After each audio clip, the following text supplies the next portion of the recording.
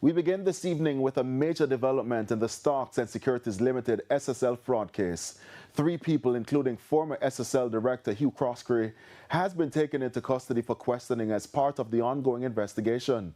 Detained Thomas has the details. The Financial Investigations Division, along with the Constabulary Financial Unit, the St. James Police Division, and Support Team MOCA, executed a coordinated operation targeting former directors of Stocks and Securities Limited on Saturday. 4 search warrants were carried out, 1 in Kemshot, St. James, and 3 in St. Andrew. Among those arrested is former SSL Director Hugh Croskery. Police say he was found at a Wickham address where several documents and electronic devices were seized. He was taken into custody on reasonable suspicion of breaches of the Bank of Jamaica Act, the Securities Act, Larceny Act, and the Banking Services Act. Sarah Meany, also linked to SSL, was arrested at her Kemshot residence. Investigators recovered SSL-related documents and multiple electronic devices. She's facing similar charges. A third person, Dermont Meany, was also taken into custody in relation to a Firearms Act breach.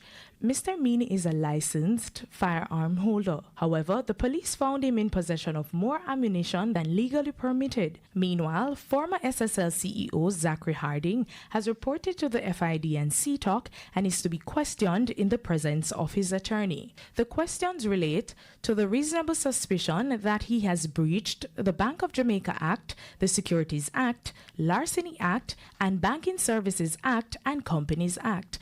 Authorities say they will continue to assess the evidence and further updates are expected as the investigations unfolds.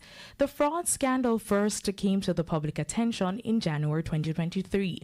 At present, the only person formally charged in the matter is former SSL employee Jeanan Panton, who faced multiple charges in February 2023.